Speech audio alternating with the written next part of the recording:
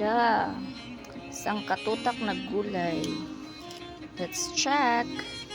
Kalabasa.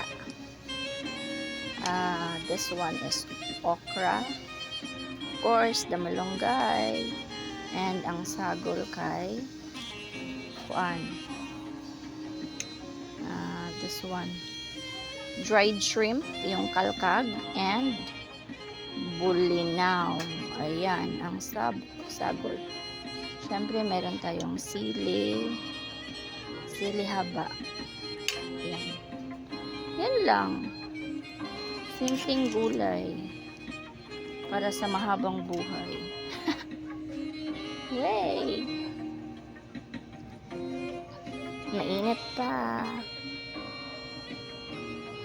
Let's eat. Daming sabaw.